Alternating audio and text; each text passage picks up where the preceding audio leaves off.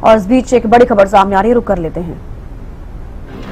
दिशा पाटनी के घर पर फायरिंग मामले पर एक और एक्शन लिया गया है। 2 और आरोपियों को हिरासत में लिया गया है। दिल्ली पुलिस की स्पेशल सेल ने हिरासत में लिया। ये बड़ी खबर आपको बता रहे हैं। हिरासत में लिए गए दोनों आरोपी नाबालिग बताए जा रहे हैं।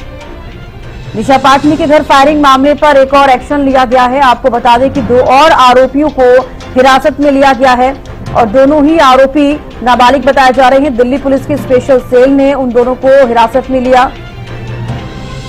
दोनों आरोपी नाबालिग हैं। दिशा पाटनी के घर फायरिंग मामले पर एक और एक्शन लिया गया। इस वक्त की बड़ी खबर आपको बता रहे हैं। 2 और आरोपियों को हिरासत में लिया गया है। दिल्ली पुलिस की स्पेशल सेल ने हिरासत में लिया। हिरासत में लिए गए दोनों आरोपी नाबालिग हैं। दिशा पाटनी के घर पर फायरिंग मामले में एक और बड़ा एक्शन लिया गया है। आपको बता दें 2 और आरोपी हैं जिनको अब हिरासत में लिया गया है और दोनों आरोपी नाबालिग बताए जा रहे हैं। अपराजिता जुड़ गई ज्यादा जानकारी के साथ। अपराजिता, क्या कुछ ज्यादा जानकारी? दिशा पाटनी के घर पर फायरिंग मामले में 2 और आरोपियों को पकड़ा गया है, नाबालिग बताए जा रहे हैं।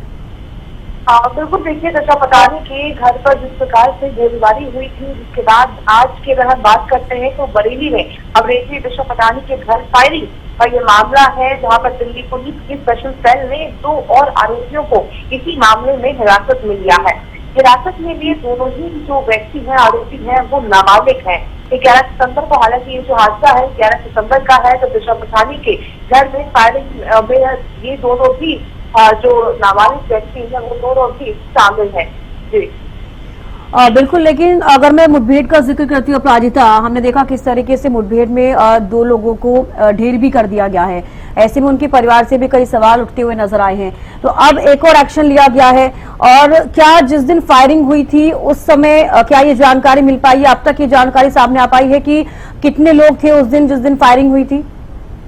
बिल्कुल, देखिए अगर पूरे ही मामले की हम बात करते हैं तो जिस प्रकार से अभिनेत्री दिशा पाटनी के घर पर फायरिंग का मामला हुआ, गाजियाबाद में एनकाउंटर पर सवाल थे, हालांकि उस है नोएडा की एटीएस ने एनकाउंटर में मारे गए अरुण के भाई ने दावा भी किया है कि मुठभेड़ पर हुई और निर्दोष को मारा गया। यानी जो मुठभेड़ हुआ था जिसमें पुलिस और आरोपी के बीच में गोलीबारी चली थी, उसमें गलत व्यक्ति को मार दिया गया, ये दावा जरूर किया गया था। वहीं अंकुर का दावा यह भी है कि फायरिंग करने वाला जो बाइक सवार था वो दोनों बदमाश में कोई भी उसका भाई नहीं है। अंकुर ने यह भी कहा कि हेलमेट पहना जो व्यक्ति था उसका चेहरा नहीं दिख पाया। हालांकि लगातार जिस प्रकार से कोशिश यहाँ पर पुलिस के द्वारा जरूर की जा रही है कि कितने लोग उसमें शामिल थे, जिसके बाइक सवार आए थे, वो व्यक्ति को गिरफ्तार कर लिया गया है, हिरासत में।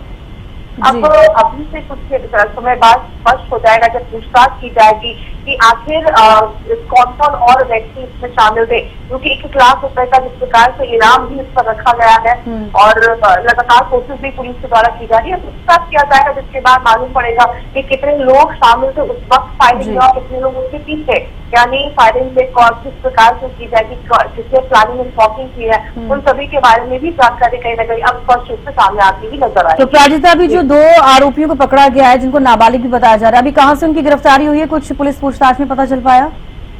देखिए अभी शुरुआती जानकारी सामने आई है कि अभी उन्हें गिरफ्तार किया गया, हिरासत में लिया गया है, मगर कहाँ से किया गया है और किस परिस्थिति में उन्हें गिरफ्तार किया गया है स्पष्ट नहीं हो पाया। इनका नाम क्या है ये भी अभी तक स्पष्ट नहीं हो पाया है। संभव है कि अभी तो थोड़ी देर बाद अपडेट सामने आती हुई नजर आएगी। तो बिल्कुल अपराजिता, जांच का विषय है, आप बिल्कुल सही कह रही हैं। पुलिस पूरी जांच पड़ताल करेगी, उसके बाद ही तमाम सवाल साफ हो पाएंगे। बेहद शुक्रिया जुड़ने के लिए और तमाम जानकारी देने के लिए।